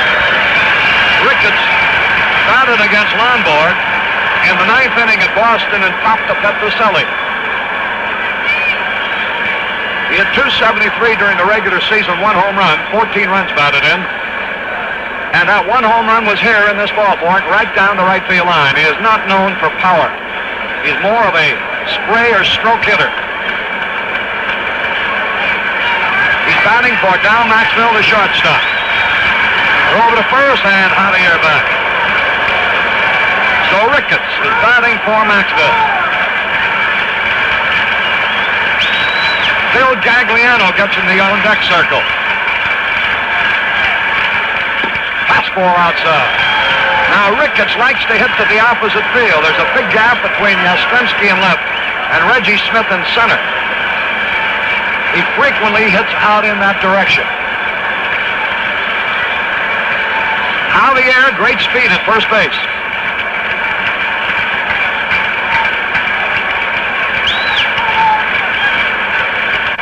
Javier, short lead, as you see. Low outside, ball 2. 2 balls, no strike. Lonborg, for the first time, behind hitters. He got behind Shannon to another. 1 out, a runner at first base. 1-0 Boston. The Cardinals batting in the bottom of the 8th.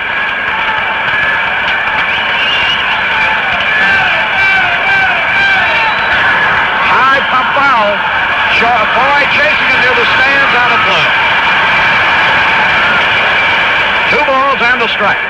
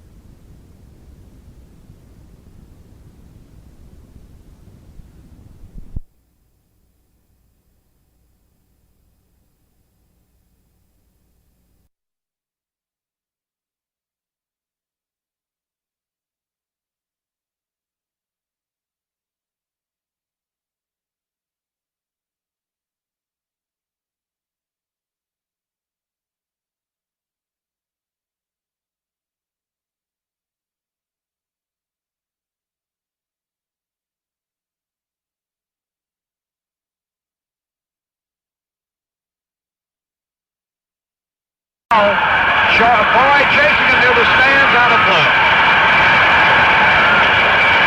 2 balls and a strike. The Cardinals, you notice, whenever Lonborg is behind or swinging, they figure his control has been so outstanding, there's no sense spotting him a strike. And whenever they get him in a hole, they're ready to hit. Shannon swung in a 2-0 pitch, and Petroselli made a nice play to throw him out. And now Ricketts just fouled one off. That's Phil Gagliano, you saw. He'll be the pinch hitter next. Ball is high. And Jim Lonborg pressing for the first time. Ron Willis working in the Cardinal bullpen. Ray Washburn due to bat next.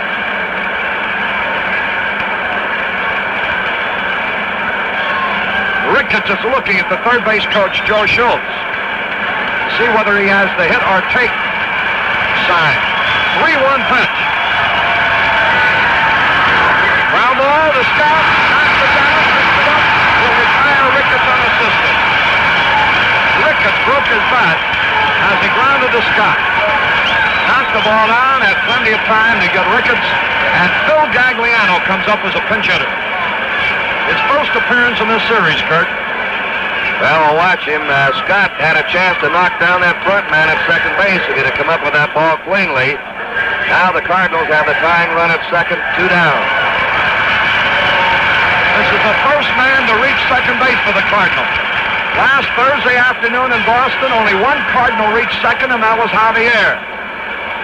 And this Monday afternoon in St. Louis, in Lonborg's second appearance, only one man has reached second, and again it's Javier. Phil Gagliano hit .221 during the regular season. He had 2 homers, 21 runs batted in, and here's Dick Williams, who was born and spent his early years in St. Louis, walking out towards the mound. Gagliano is the batter for the pitcher, Ray Washburn. Elston Howard talking with his manager before he gets to the mound. Lonborg still working on a shutout. The base runner on there is as a result of an error, but a very excusable error. A tough chance for Rico Petroselli, and a ball hit sharply to his right. He was caught in between hops, it seemed like.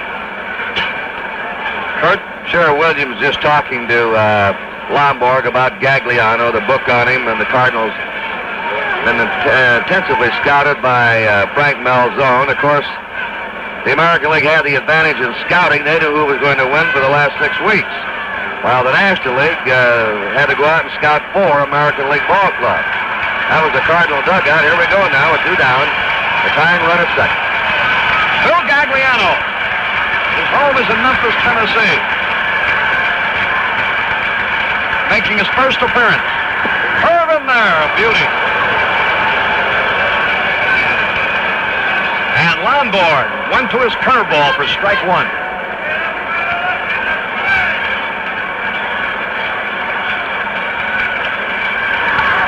Fly ball, short left, should be caught. Petroselli calling for it. He has it. And that retires the Cardinals here in the 8th with no run. No hits, 1 error, 1 left. And here in St. Louis, at the end of 8 full innings, the score, Boston 1, St. Louis nothing. Ron Willis will be the new pitcher for the Cardinals as we go into the top of the 9th. And Eddie Brassu comes in to play shortstop. 1-0 in favor of the Red Sox. Looking ahead to the Cardinal 9th. It'll be the top of the order. Lou Brock, Curt Flood, and Roger Maris. And if anybody gets on base, Orlando Cepeda. So this thing isn't over yet. Jim Lonborg has been absolutely tremendous.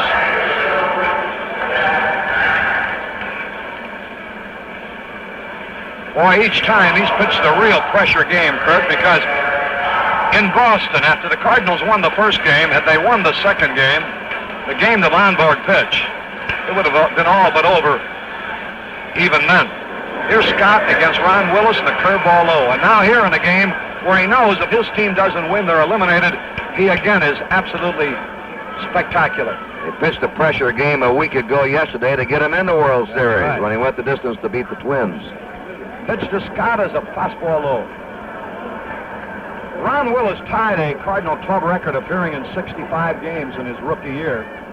He won 6, lost 5, had an earned run average of 2.67. He, too, lives down in the Memphis area. Had a cut, but he missed.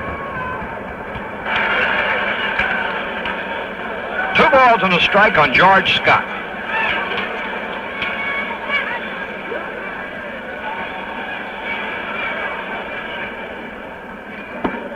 The fastball low, ball 3. The Red Sox would like to add to their lead. Even as brilliant as the Lonborg is, 1 run isn't a lot. Strike call. 3 balls, 2 strikes.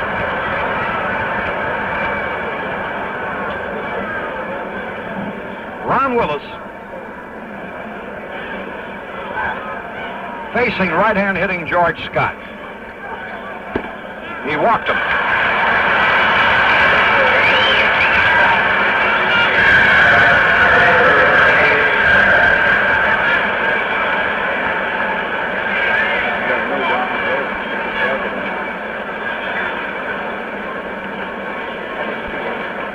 Here's Reggie Smith turning around to bat left-handed.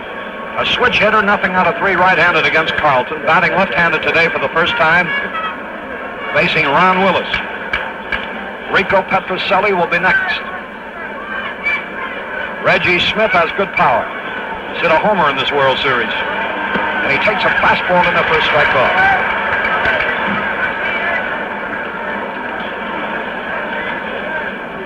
A standing room only crowd. The final World Series game to be played in St. Louis. Any other action will come from Boston.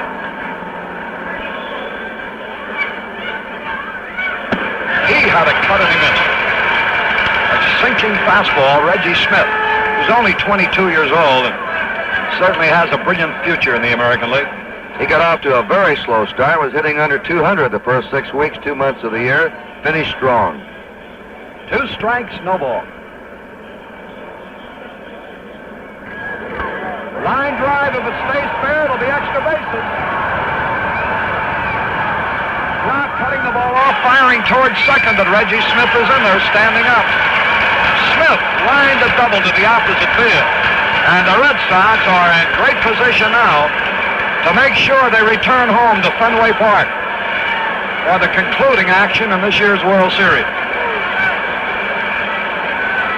Rico Petrocelli comes up with nothing out of 3 in this game. 1 out of 14 in the series. And they're going to walk him intentionally to fill the bases. That'll fill the bases and bring up Elston Howard. There's nobody out here. Billy Muffett, the pitching coach of the Cardinals, comes out onto the field. And strange that this would happen after the intentional pass had been instigated and not completed. How many times have you seen this? Jack LeMahieu and Al Jackson. LeMahieu, a right-hander, and Al Jackson, a left-hander, are working in the bullpen.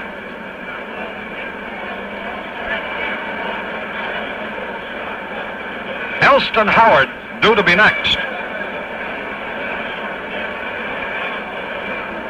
Muffett, who used to be with the Red Sox, by the way. He used to pitch for them, and used to pitch for the Cardinals, too. Now their coach has returned to the dugout. Now the intentional pass will be completed. There's ball 3. So the bases will be loaded. Nobody will be out. The Red Sox, already leading 1-0 behind Jim Lonborg, have a big chance here to really ice this one up.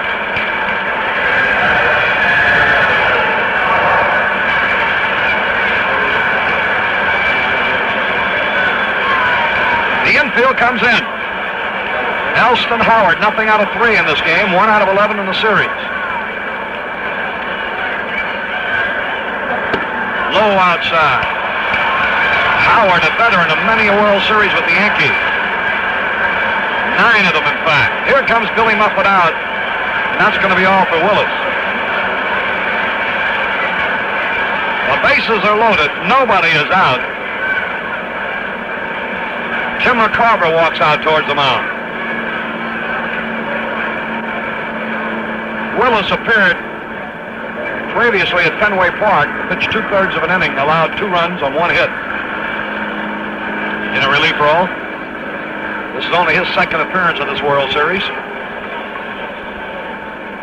There's manager Red Schoendienst. Things have changed a little bit this afternoon since the singing of the national anthem by Mrs. Schoendienst. Because these Red Sox, with Jim Lonborg holding the Cardinals at bay, are in a position now to force this series to go back to Boston. Harry is superstitious, as we know most ball players are, and managers and club owners. If the Cardinals did lose this game, you think Red let his wife sing the national anthem again? Jack LeMahieu is walking in. There's a break in the action here at Busch Memorial Stadium in the top of the 9th inning with the score Boston 1, St. Louis 0. 41,000. We pause briefly for station identification. With Curt Gowdy, this is Harry Caray. We're in the top of the 9th. The Red Sox have the bases loaded, and a former member of the Red Sox who pitched for them for 2 years, Curt, Jack LeMahieu, will be the Cardinal reliever. Well, you'd say he should know the Red Sox pitching with him. But to show you the turnover in the Red Sox, 6 of the starters today were not there when LeMahieu was pitching with Boston. That's how rapidly the Red Sox have turned this club over, with the youngsters coming on and the addition of Elston Howard and Jose Tartable from the A's. Third base coach Eddie Popowski had gone over to the Red Sox dugout to talk with manager Dick Williams and now relay some information to George Scott, the runner at third base. The infield is in for the play at the plate. Brissou is now the shortstop, having replaced Dow Maxville, who left for a pinch hitter. Jack LeMahieu, tough spot, bases loaded, nobody out. Ball almost gets away from McCarver, but not far enough. Oh, it's ball 2 now.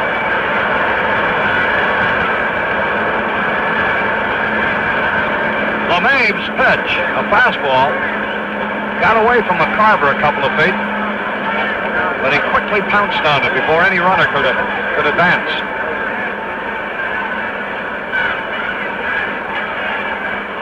Infield in. He had a cut and miss. Elston Howard had a high fastball that time, but missed it.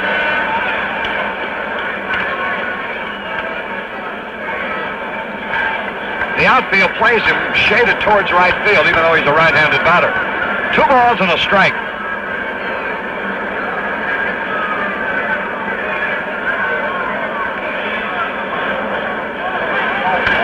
Fly ball, short right field. Maris on the run. That ball dropped. The base hit. Here's a throw to the plate. Safe. Here's the second run. Safe. What base running in there by Reggie Smith, who sized the situation up that the ball would drop. Naturally, George Scott had a hold to see what happened. And Reggie Smith came sliding into the plate, just 1 stride behind Scott. The Red Sox had scored 2, with Petrocelli winding up at third base on Elston Howard's pop single to right.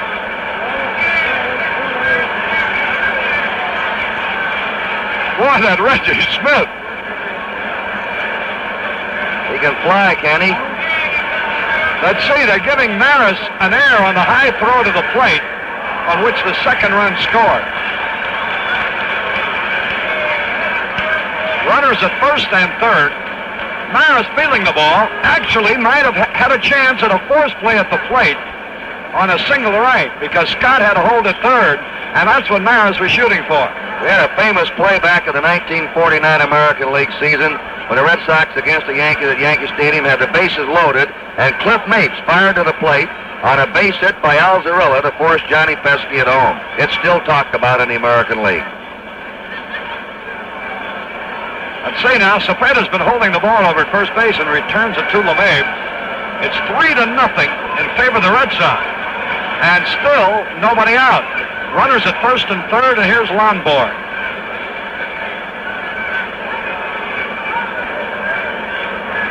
Infield again is in.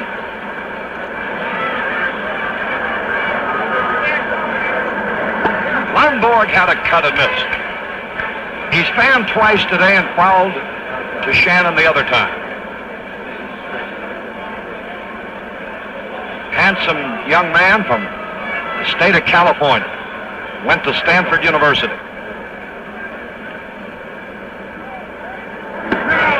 Call. Fastball. Howard's base hit was a high pop fly just inside the right field line. Howard gets credit for one run batted in. They have given Maris an error on a high throw to the plate. McCarver had to jump for it, and Reggie Smith slid in safely. Time call. That pitch won't count. 2 strikes and nothing on Jim Lonborg. The Red Sox now out in front 3-0.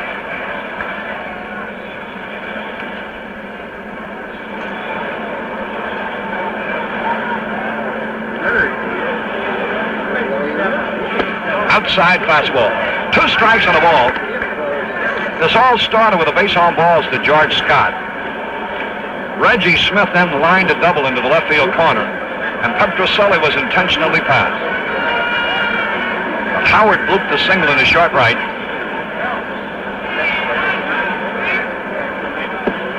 Low outside, ball 2. 2 balls, 2 strikes. Gary Wozlewski, fine young right-hander who pitched 2 very impressive innings in relief in Boston, will be the Red Sox starter in the 6th game against Nick Hughes of the Cardinals. Throws his bat as he foul tips. And the count stays 2 balls, 2 strikes. See, Wozlewski pitched here in the first game. Played in St. Louis, wasn't it? Pitched 3 innings. Did a most effective job, and will be rewarded as a result with a starting assignment if the series moves into Boston, as would now be indicated. He's going to get that start. We'll tell you about it in a minute. The reasons why. Dick Williams explained it today. 2-2 pitch. All 3 to Lonborg. If the Red Sox hold the lead, we go back to Boston. Wozlewski is going to pitch because Dick Williams was impressed with his stuff. He thought that Stang hasn't held Brock on, that they've got to have somebody to hold Brock at first if Brock gets on. And also that Wozlewski just looked like he had better stuff than Bell and Stang as of right now. Jim Lonborg with a count of 3 balls, 2 strikes. Elston Howard, the runner at first, but with Lonborg, the batter, may not be running with the pitch. A squeeze on 3-2, and he pops it into the air. He'll be out on strikes, and the ball drops. Well, that was imaginative baseball. With a count of 3 balls, 2 strikes, they put the suicide squeeze on as Petroselli came down the line from third base. Lonborg, however, popped the ball foul. Nobody could reach it. Bunting foul on the 3rd strike. He's out, and the runners remain at first and third. Not only was Petroselli breaking, Curt, but so was the runner on first base, Howard. They're all on the move, and now Shane Deans wants to talk about pitching to Foy. Notice the umpire, you didn't see him in your shot. Home plate umpire Runge went out there. Cepeda started over to the mound and waved him back. One infielder with the manager out there, allowed on the mound. Carver started out. 3-0 Boston in the 9th inning, and remember the Cardinals have the top of their batting order up in the last of the 9th. Brock, Flood, and Maris. Here's Joe Foy. He's 1 out of 4. But it isn't how many it's when. That one hit led to the first run, which enabled Lonborg to be leading 1-0 going into this 9th inning. The run was driven in by Ken Harrelson after Foy with 1 out, single. Slider in there for a strike call. Howard is the runner at first. Petroselli's at third. Jack LeMay, the fourth Cardinal pitcher used today. Steve Carlton started, allowed 3 hits and 1 run, and that was unearned in his 6 innings. Then Washburn pitched 2 scoreless innings. Now we've had Willis and LeMay in this inning. Low outside. A ball and a strike. Runners at first and third. 3-0 in favor of the Red Sox.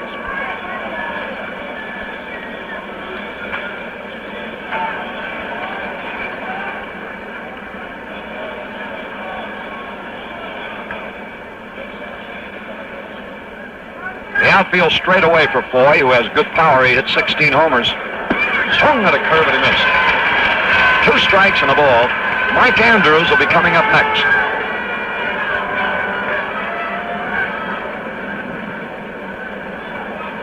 Ed Popowski coaching at third base. Bobby Doerr at first base for the Red Sox.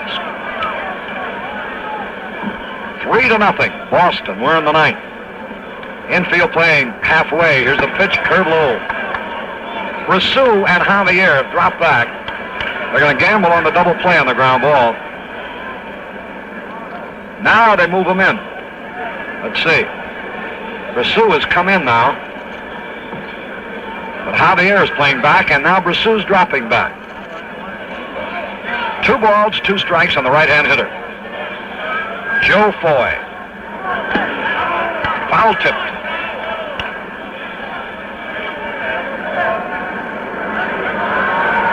The crowd quiet here in St. Louis. Jim Lonborg has taken a lot of the heart out of our fans with a tremendously well-pitched game.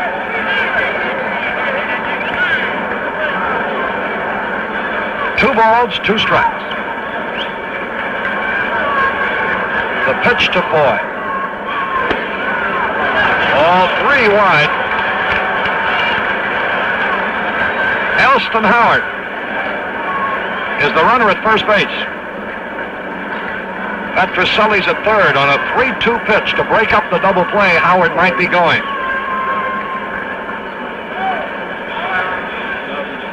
So the infield now comes in. There goes Howard. The pitch struck him out. The peg down to second. There's a man trying to score. Javier's throw. They got Petroselli hung up.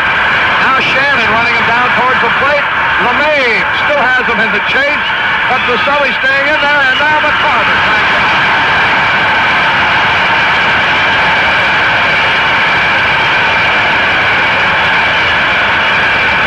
Petroselli must have been a halfback in football, Curt, the way he kept dancing back and forth. Well, he hung that run down out as long as he could. We're going to try and watch it here if we have the replay of it. Javier played that one beautifully as he came cutting in front of the bag. Now watch it. Howard breaking on the pitch. Here's the throw. Watch Javier cut in front of the bag. Here's the throw to McCarver. Chases him back. Third baseman Shannon now to LeMay, the pitcher. And to McCarver. And that's it. 2-4 to 2 to 5 to 1. 2. So the Red Sox scored 2 runs, 2 hits, 1 error, 1 left. And we go into the bottom of the 9th with the score, Boston Red Sox 3, the Cardinals nothing. Here's Lou Brock to lead it off for the Cardinals, who are trailing by 3 runs in the bottom of the 9th. Ball gets away, ball 1. Brock is 0 for 7 against Lonborg. 8 out of 12 against the other Boston pitchers. So, quite a difference. That's been the key. Anytime Lonborg's pitched, he's kept him off the bases. 1 ball, no strike. Bouncing ball. Andrews better hurry. He does. Andrews played that ball beautifully. He had a risk being caught in between hops, but he knows how fast Brock is, and he had a charge of the ball. A good play by Mike Andrews. Here's Curt Flood.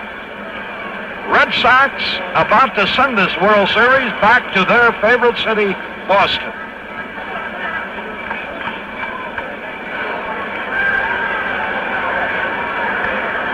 Curt Flood hitless. Off-speed pitch. One of the few Lonborg has thrown today. Flood, like Brock, has been held hitless by Lonborg. Nothing out of 3 in these 2 games. Ground ball. Boy. To Scott. 2 away. There have been only 5 balls hit to the outfield against Lonborg today. Anytime he has that sinker working and the batter's pounding the ball in the dirt, I mean, he's almost impossible to beat when he's got this kind of stuff in the control he's got. What if this series boils down to Lonborg against Gibson in the 7th game? Be a dramatic windup. Here's Maris. He's 1 out of 3. Fastball in there. In the 2 games Lonborg has pitched as of this moment, in each game only 1 man got as far as second base, and each time it was Javier. There's a high drive. Way back. Might be out of here.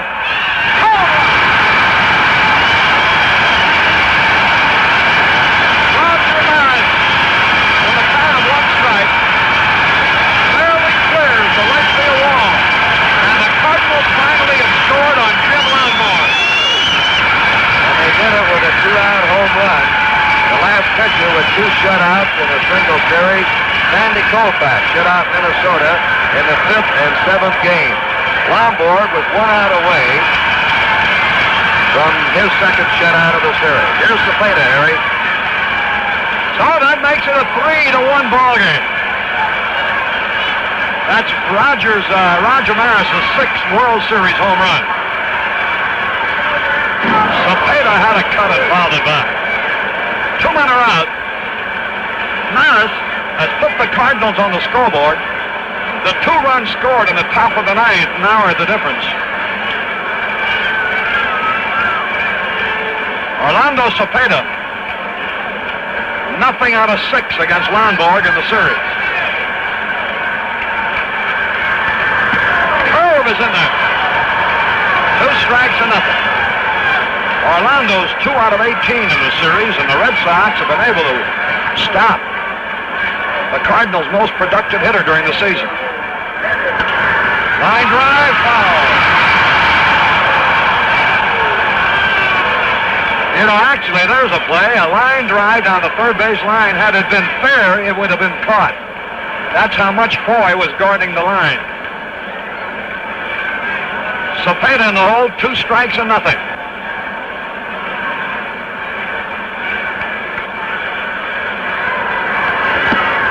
High fastball.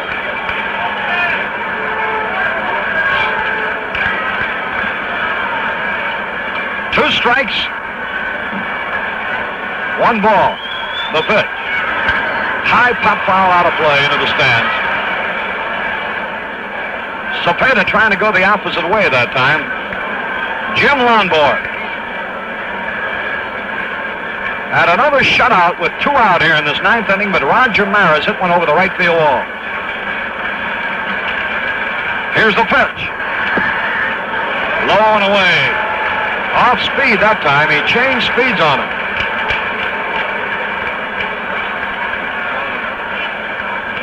Jose Tartabull is playing right field. He replaced Harrelson as a defensive move in this inning. The 2-2 pitch.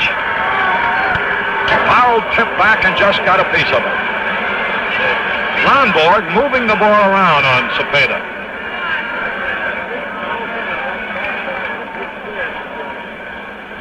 See all the writers and our NBC staff here.